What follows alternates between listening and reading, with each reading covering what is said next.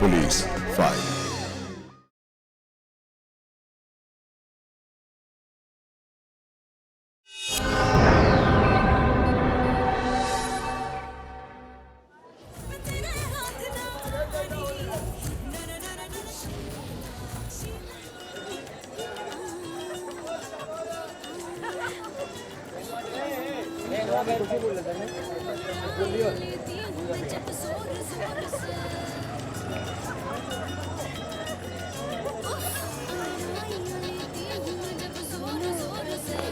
এই চম্পাকলি, বাজার ঠান্ডা না গরম?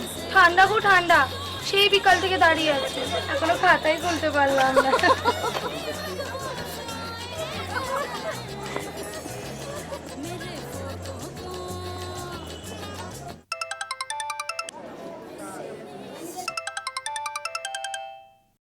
বলো, কি করছিস? এই তো ইতিহাস পড়ছি। পড়া হয়ে গেলে খেয়ে নিস, কিন্তু বেশি রাত করিস না। তুমি কখন আসছো? তুমি এলে তারপর খাবো। আমার আসতে অনেক রাত হবে, তুই অতক্ষণ না খেয়ে বসে থাকবি? আজ একটু তাড়াতাড়ি এসো না মা, প্লিজ। আমার না একা খুব ভয় লাগে। একা? কেন? বাবা কোথায়? কাকু কাকু এখনো ফেরেনি। এখনো ফেরেনি? নিশ্চয়ই ঠেকে গেছে, আজও মাল গিলে আসবে। এই কাকু আবার কি রে? বলেছি না বাবা বলবি। পকেটে পয়সা নেই, ফুর্তি করতে এসছে। এই শোন, আমি তোকে পরে ফোন করছি। ঠিক আছে। খেয়ে নিস কিন্তু, বেশি রাত করিস না। আচ্ছা ঠিক আছে।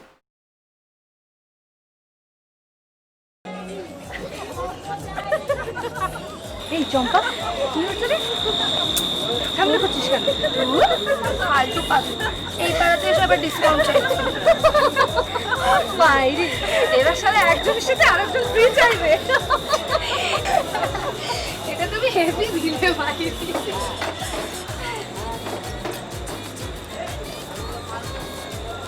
কত? ঘন্টায় 200, ঘর ভাড়া আলাদা 50 লাগবে। বাহ! ঘন্টার ভাড়া না সারাদিনের ঘর ভাড়া? এই শোনো, বসালে এসো, নালে ফটো কাঙ্গার সময় যত হ্যাট ভাল এই লাগে। এই, চলো চলো চলো।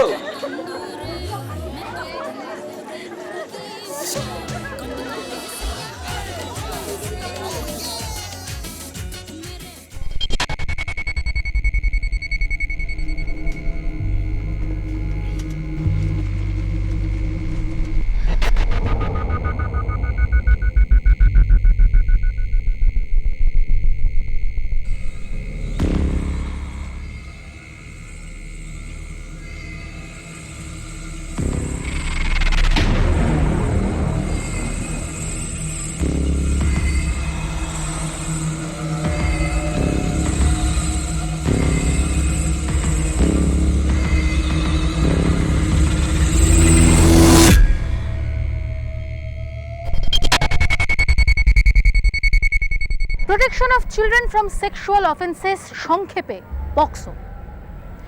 নাবালক শিশু বা কিশোর কিশোরীদের উপর হওয়া যৌন নির্যাতনের জন্যই 2012 সালে এই অ্যাক্ট আনা হয়েছিল। এই অ্যাক্টের বিভিন্ন ধারা অনুযায়ী নাবালক বা নাবালিকাদের উপর হওয়া যে কোনো রকম যৌন নির্যাতনই কিন্তু শাস্তিযোগ্য অপরাধ।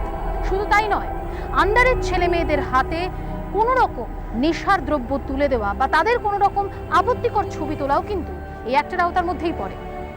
আজকের এই এপিসোড ঠিক সেই রকম একটি ঘটনা নিয়ে, আসুন দেখে নেওয়া যাক।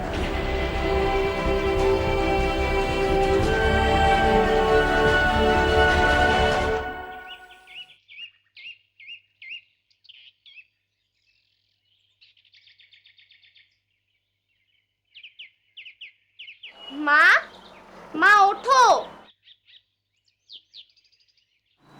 চা এনেছি। মা,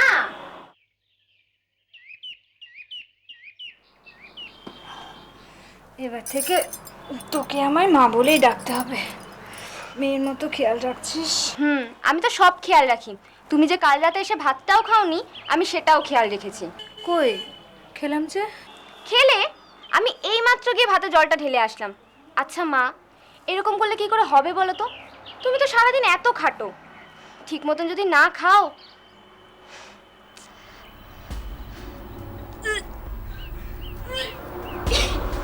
কি হলো রে? এসেছিস? কতদিন না বলেছি না খেয়ে বসে থাকবি না, খেয়ে নিবি। না মা, আমার কিছু হয়নি, আমি ঠিক আছি। কি ঠিক আছিস? দাঁড়া, ওষুধ দিচ্ছি। আমার স্কুলে যেতে দেরি হয়ে যাচ্ছে, আমি বেরোলাম। আরে আরে ওষুধ খেতে ক মিনিট লাগবে? না মা, আমার ওষুধের দরকার নেই, আমি ঠিক আছি।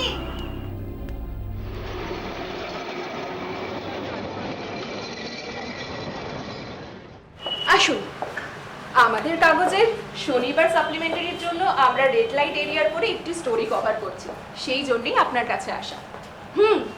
মিসেস পাঠক আমাকে আপনাদের স্টোরির ব্যাপারে বলেছেন। বলুন, কি জানতে চান? আপনাদের সংগঠনের কাজ সম্পর্কে মূলত জানতে চাই। আপনারা এই এরিয়ায় কাজ কবে থেকে শুরু করলেন, আর এই মুহূর্তে কি প্রজেক্ট চলছে, এই সব, আর কিছুই না। দেখুন, আমাদের সংগঠনের শুরু হয় মিসেস পাঠকের হাত ধরেই। উনিই ফাউন্ডার অ্যান্ড চেয়ারপারসন। আর আমাদের প্রথম ওয়ার্ক এরিয়া হাওড়া, তারপর আস্তে আস্তে হুগলি, কলকাতা, যৌনপল্লীতেও আমরা কাজ শুরু করি। বেশ বড় কর্মকাণ্ড তাহলে, প্রচুর ম্যান পাওয়ার দরকার। আচ্ছা, এই মুহূর্তে আপনাদের সংস্থায় কতজন স্বেচ্ছাসেবী রয়েছেন? প্রথমে মিসেস পাঠক ছাড়া আরও 3 জন কর্মী ছিলেন। এখন আমাদের সংস্থায় অনেকেই যুক্ত হয়েছেন। আর সবচেয়ে বড় ব্যাপার হলো অনেক যৌনকর্মী এগিয়ে এসেছেন এই কাজে। বাহ, তাহলে সচেতনতার সাথে সাথে আপনারা ওদেরকে মূল স্রোতে ফিরিয়ে আনার চেষ্টা করছেন। আসলে কি জানেন, ওদের অনেকেই মূল স্রোতেই ছিল। কাউকে বিয়ের প্রতিশ্রুতি দিয়ে প্রেমিক এখানে এনে বিক্রি করেছে, কাউকে বা নিজের বাবা, ভাই। আর এমন অনেকেই আছে যাদের মায়েরা এই পেশাতেই ছিলেন, তাদের জন্ম, কর্ম সব এইখানেই। এটাই আমার পরের প্রশ্ন ছিল। আচ্ছা, যাদের মায়েরা এই পেশায় রয়েছে তাদের বাচ্চাদের পুনর্বাসনের জন্য কোনো ভাবনা চিন্তা করছি আমরা। আগে এই বাচ্চাদের লোকাল স্কুল ভর্তি করতেই চাইতো না, বলতো অভিভাবকরা আপত্তি করবে। তারপর মিসেস পাঠক নিজে সব স্কুলের প্রিন্সিপালদের সঙ্গে গিয়ে কথা বলেছেন। এমনকি মিসেস পাঠক গার্জিয়ানদের সঙ্গে অ্যাওয়ারনেস ক্যাম্পেনও করেছেন। এখন তো এখানকার প্রায় সব বাচ্চারাই স্কুলে যায়। আচ্ছা, বাচ্চাদের স্কুল তো মূলত সকাল বা দুপুরে, তাহলে রাত্রির ওই বাচ্চারা কোথায় থাকে? মানে ওদের মায়ের কাজের সময় বাচ্চারা তো বাড়িতে। আমরা ভেবেছি এ নিয়ে। আমরা ভাবছি যে একটা নাইট স্কুল বা ক্রেস টাইপ কিছু। আসবো দিদি? এসো শিখা।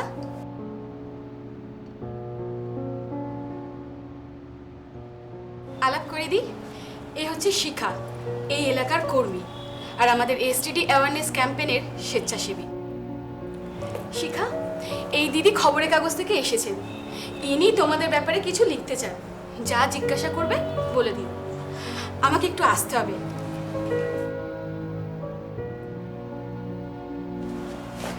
আসুন শিখা দেবী, বসুন। আমাকে আবার আপনি কেন? তুমি বলুন না দিদি। আচ্ছা বেশ, তাহলে শুরু করা যাক। তোমার বাড়ি তো কলকাতাতেই? না না, মুর্শিদাবাদ। তাহলে তাহলে এখানে এলে কিভাবে? সে অনেক লম্বা গল্প দিদি। আমার বাবা ছিলেন রাজমিস্ত্রি, বাবার সাথেই কাজ করত রবি, আমার প্রথম বর। ভাব করে বিয়ে করেছিলাম। তাহলে টিকিটটা কাটি, শনিবারের নুন শো। এভাবে আর কতদিন? বিয়ে করবে কবে?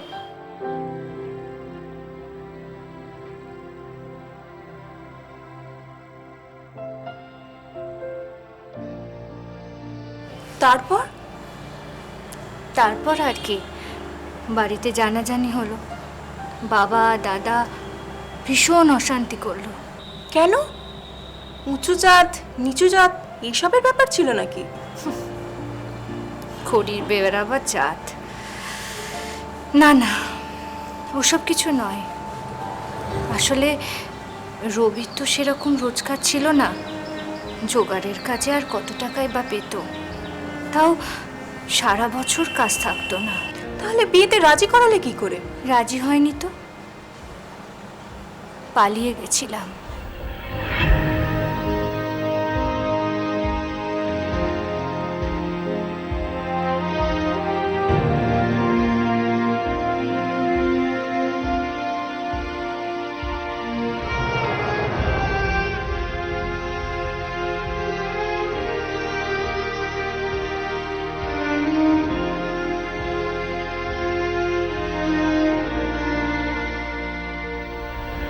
তারপর মন্দিরে বিয়ে করে ওদের বাড়ি গিয়ে উঠলাম।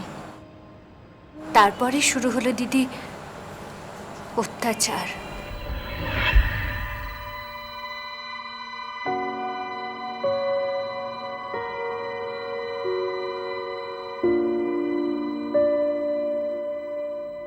তোমার মা কি শুধু এই পুরনো জামা কাপড়গুলোই দিয়েছে, আর কিচ্ছু দেয়নি?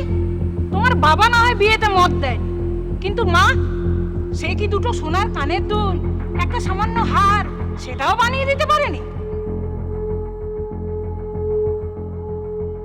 দেখ দেখ, কি ভিখিরি ঘরের মেয়েকে বিয়ে করে এনেছিস দেখ।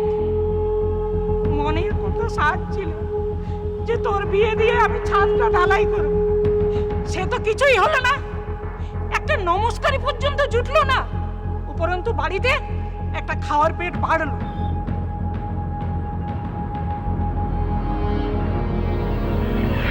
ওর মায়ের খুব চোপা ছিল দিদি, উঠতে বসতে আমায় কথা শোনাতো।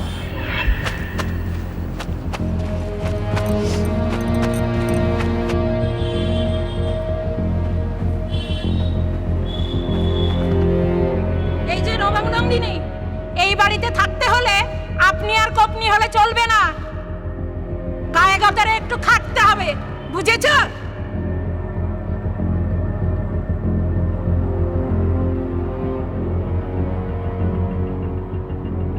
ঝাঁট দেওয়ার ছিঁড়ি দেখো,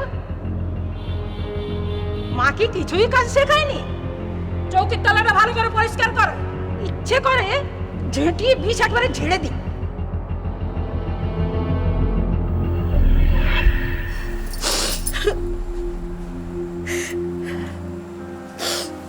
এরই মধ্যে পেটে এলো মেয়ে। তখন তখন কিছুদিন সব ঠিকঠাক ছিল জানে। ওরা ভেবেছিল ছেলে হবে, এমনই কপাল আমার, হলো মেয়ে। ব্যাস, শাশুড়ির মুখ ভার। আর তোমার বর, সেও নিজের মেয়েকে ভালোবাসতো না? বর আগে তো মাঝে সাজে খেত, মেয়ে হতেই রোজ মদ খাওয়া শুরু করলো, সাথে মারধরও। এই যে, এই দেখুন না, এখনো পিঠে দাগ আছে। তোমার শাশুড়ি কিছু বলতেন না? বলতো, আরো আরো উস্কানি দিত। বাপের বাড়ি থেকে দুটো পয়সা আনতে পারিস নি, ছেলে পয়দা করতে পারিস না, তুই মরিস না কেন? হ্যাঁ, দে না, একেবারে শেষ করে দে, তোর আমি আবার বিয়ে দেব। এই মাগি যদি বাড়িতে থাকে, আমার বাড়িতে ভাতে দেওয়ার লোক আসবে না। ছেলে ওকে আমার হাতে, ভগবান যাকে যা পাঠিয়েছে। চাপ সালি, আবার মুখে মুখে কথা। আর পারলাম না দিদি জানেন, সেদিন রাতেই সবাই ঘুমোলে মেয়েকে নিয়ে এক কাপড়ে বাড়ি ছাড়লাম। এখানে এলে কিভাবে? ঝোঁকের মাথায় বেরিয়ে পড়েছিলাম। এদিকে এদিকে রাস্তাঘাটও কিছুই চিনি না, বাপের বাড়ি যাবারও উপায় ছিল না। কি মনে হলো বাস স্ট্যান্ডে চলে গেলাম।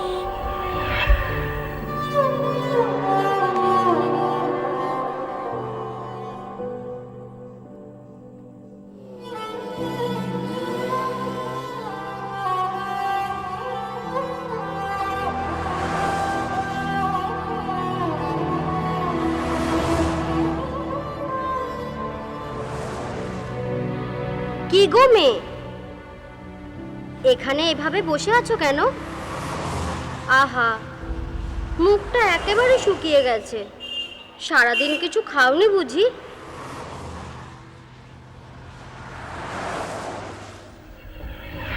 কি যে হয়ে গেল দিদি, মাসিকেও চিনতাম না, অথচ ওকেই সব কথা বলে ফেললাম।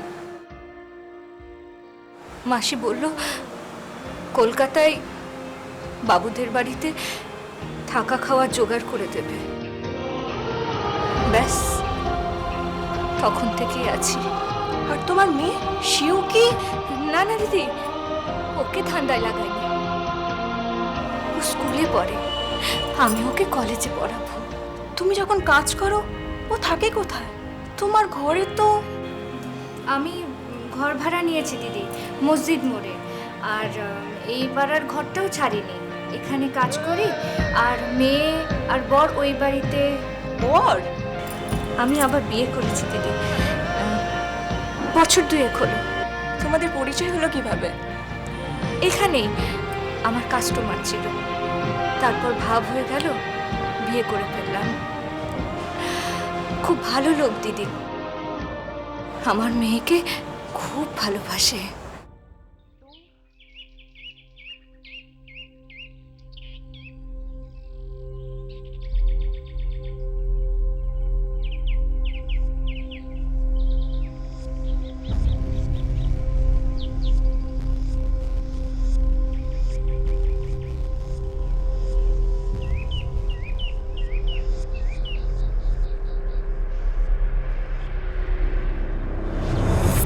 কাকু প্লিজ, প্লিজ কাকু আমাকে ছেড়ে দাও। ছেড়ে তো দেবো, যেটা চাই সেটা পেয়ে গেলে ছেড়ে দেবো। তুমি এরকম কেন করছো? আমি তো তোমার মেয়ের মতো। মেয়ের মতন, কিন্তু মেয়ে তো নোস। তুমি তো আমার মাকে বিয়ে করেছো। আমি তো তোমার মেয়ে। চুপ শালি, buy one get one scheme আছে বলি না তোমাকে বিয়ে করেছি। নাহলে ওই 7 ঘাটের জল খাওয়া মালকে কে বিয়ে করতো?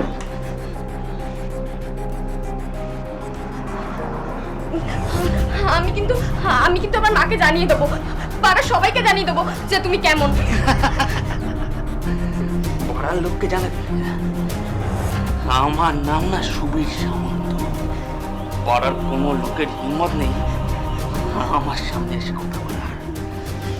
আর বেশি নাটক করলে না, তাহলে তোদের মা মেয়ে দুজনকেই হাপিস করে দেবো।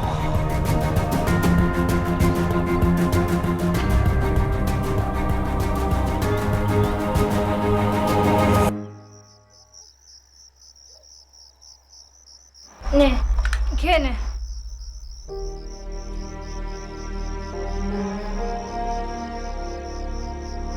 একটা দিনও ঠিক সময় খাবে না, ঘুমোবে না। এরকম করলে শরীর টিকবে? এই শরীরটা টেকানোর কি দরকার মা? হ্যাঁ, কি বলি?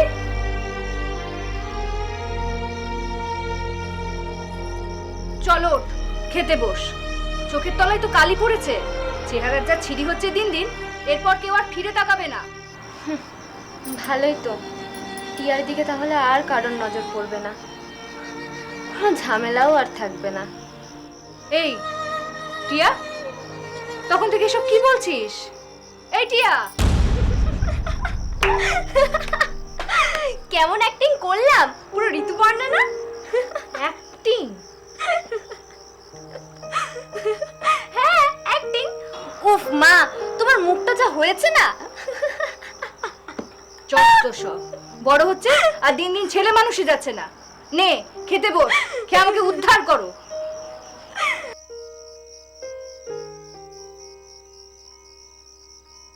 টিয়া, তুই আবার হাত না ধুয়ে খাচ্ছিস?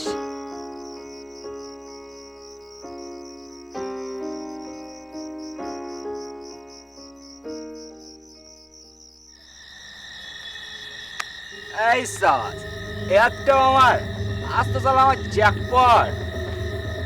আসলে আমার ব্যাড লাকটাই খারাপ। হ্যাঁ গুরু, বাটো বাটো।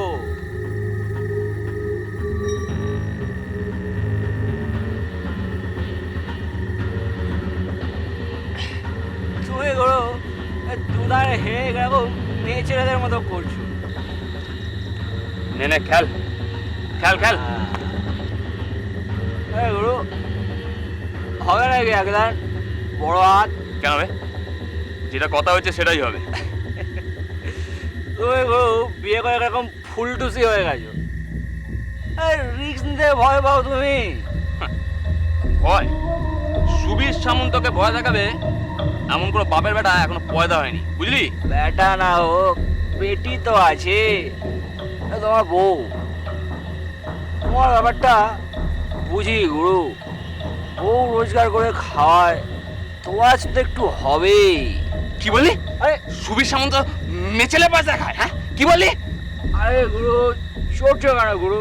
আরে ইয়ার দোস্তের মধ্যে কোনো ঠাট্টা মামাদা করা যাবে না। চল, ঠিক আছে, তাস ফালো। চল, একদম বড়দানি হবে।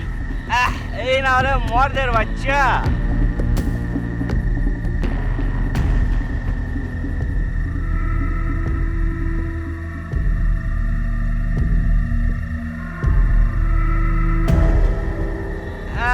শালা কই বাজির টাকাটা কই গুরু?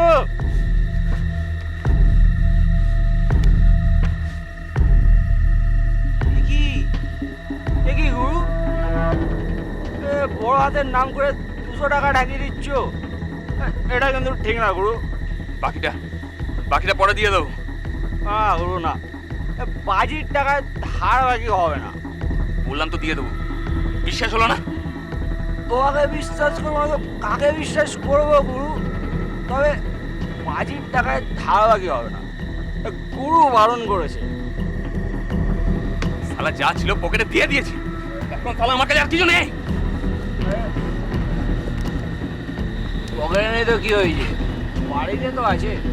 তুমি যাও, আমি অপেক্ষা করছি।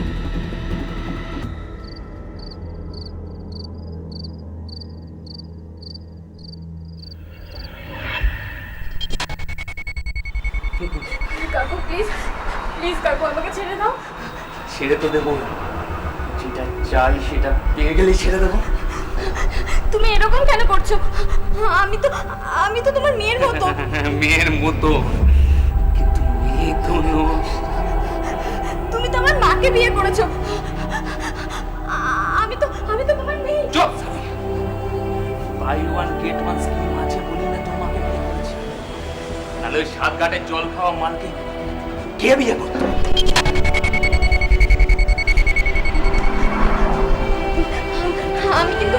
আমি কিন্তু আমার মাকে জানিয়ে দেবো, পাড়ার সবাইকে জানিয়ে দেবো যে তুমি কেমন। পাড়ার লোককে জানাতে? আমার নাম না সুবীর সামন্ত। পাড়ার কোনো লোকের হিম্মত নেই আমার সামনে এসে কথা বলার। আর বেশি নাটক করলে না, তাহলে তোদের মা মেয়ে দুজনকেই হাপিস করে দেবো।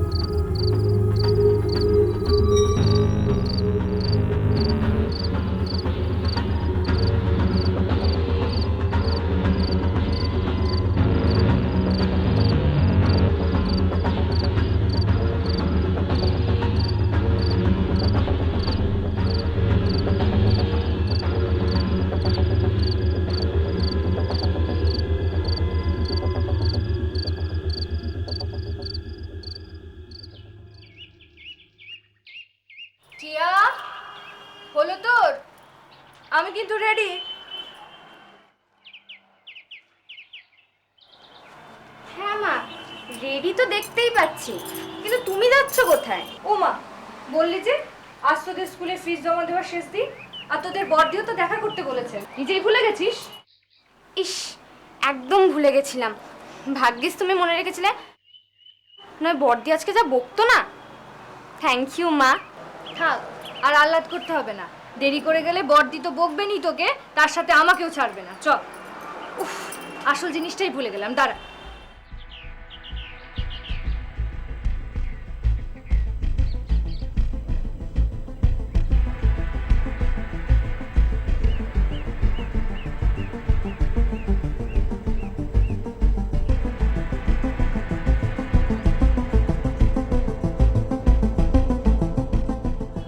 এই টিয়া, হ্যাঁ মা। তুই কি আমার ব্যাগ থেকে টাকা নিয়েছিস? কই না তো।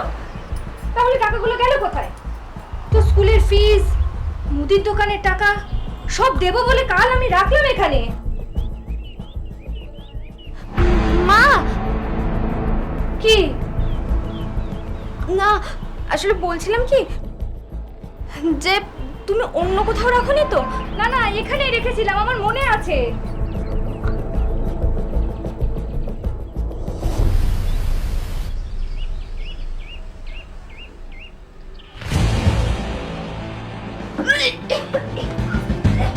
টিয়া, টিয়া, কি হলো রে? এই টিয়া, কি হলো রে আবার? হ্যাঁ, আরে কি হলো রে? আমার কিছু হয়নি মা, আমি ঠিক আছি। কি ঠিক আছিস? দুদিন পর পর শরীর খারাপ, বমি করছিস। চল ডাক্তার মজুমদারের কাছে যাবি, চল।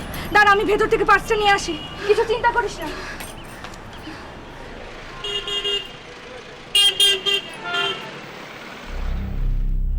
উঠে পড়ো তো মা।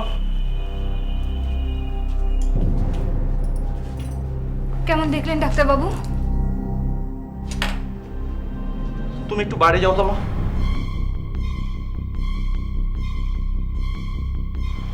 কি হয়েছে? খারাপ কিছু? আসলে কতদিন ধরে হচ্ছে এরকম এরকম মাথা ঘোরা, বমি? ঠিক বলতে পারবো না, তবে সপ্তাহখানেক আগে এরকম একবার হয়েছিল, আর আজকে। আসলে আমি তো সবসময় ঘরে থাকি না। বমি ছাড়া আর কিছু সমস্যা আছে? খেতে চাইছে না কিছু, এমনিতেই খাওয়া নিয়ে ঝামেলা করে, আর ইদানিং না সবসময় কেমন যেন অন্য মনস্ক থাকে, নিজের মনে কিছু বলে। আচ্ছা ডাক্তারবাবু, মাথার ব্যামো ট্যামো হলো না তো? মাথার ব্যামো তেমন কিছু না, তুমি বরং নিজের মাথা দেখাও। আমি? কেন ডাক্তারবাবু? নিজে মা হয়ে বুঝতে পারছো না যে মেয়ে মা হতে চলেছে? টিয়া, না না, সে কি করে সম্ভব? আপনার কোথাও ভুল হচ্ছে। ডাক্তারি করে মাথার চুল পাকিয়ে ফেললাম, আর প্রেগন্যান্সি বুঝতে আমার ভুল হচ্ছে? তুমি মেয়ের সঙ্গে কথা বলে দেখো, কোনো ছেলে বন্ধু টন্ধু? না না, আমার টিয়া সেরকম মেয়েই নয়, ও খুব ভালো মেয়ে। অবুঝের মতন কথা বলো না তো। ভালো মেয়েদের কি বাচ্চা হয় না? এই জন্যই ছেলে মেয়েদের সেক্স এডুকেশন দরকার। আরে শোনো, একটা সোনোগ্রাফি।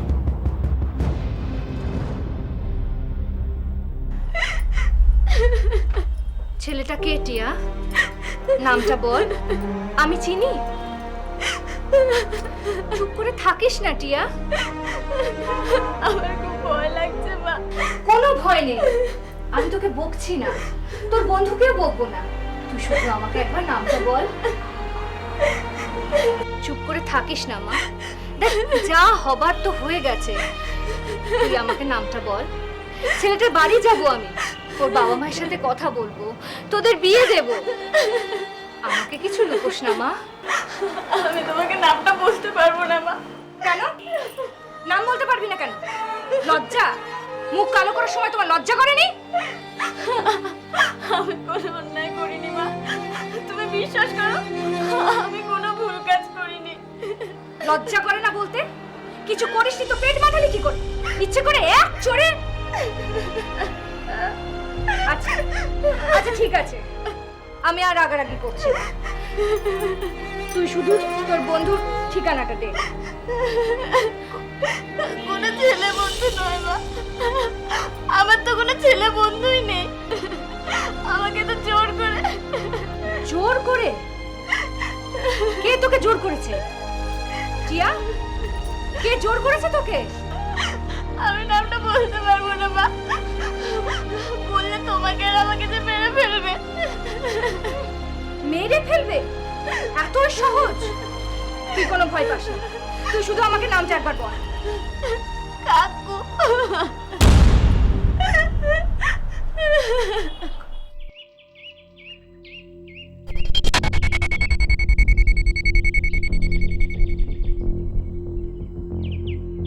সকাল থেকে শালা এক কাপ চা পর্যন্ত জুটলো না। কুত্তার জীবন হয়েছে মাইনি। শালা নিজের বাড়িতে চোরের মতন থাকতে হয়। আর দুধ শালা। কি হলো রে আবার? হ্যাঁ, আরে কি হলো রে? আমার কিছু হয়নি মা, আমি ঠিক আছি। কি ঠিক আছিস? দুদিন পর পর শরীর খারাপ, বমি করছিস। চল ডাক্তার মজুমদারের কাছে যাবি, চল। শালি আবার পেট ব্যাধি ফেলেনি তো? তাহলে ফুল কেস খেয়ে যাবো। আরে ওস্তাদ না? এ ওস্তাদ! শালা কোনো কিচাইন হবে না তো? কোনো কিচাইন হওয়ার আগেই শালা কেটে পড়তে হবে। যা বাবা।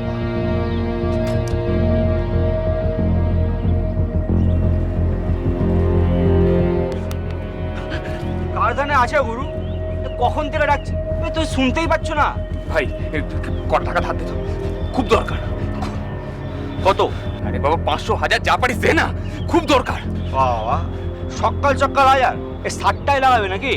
আরে বাবা মাইরি বলছি ফিরে এসে তোর টাকা শোধ দিয়ে দেবো, খুব দরকার এখন, দে না। ফিরলে মানে কোথায় যাচ্ছ? হ্যাঁ যাচ্ছ কোথায় তুমি? বর্ধমান, বড় পিসির খুব শরীর খারাপ। আরে বাবা ফিরে তোর টাকা শোধ দিয়ে দেবো, দে না, দাঁড়িয়ে দেখছিস কি, দে না। আরে দাদা দাদা দিচ্ছি দিচ্ছি। তাড়াতাড়ি তাড়াতাড়ি তাড়াতাড়ি, আরে দে। সবই তো শুনলেন স্যার, এর একটা বিহিত করুন, যেন ওটা যেন পালাতে না পারে। আচ্ছা, আপনার মেয়ের বয়স কত? 14 স্যার, এবার 15ই পড়বে। মানে আন্ডার এজ।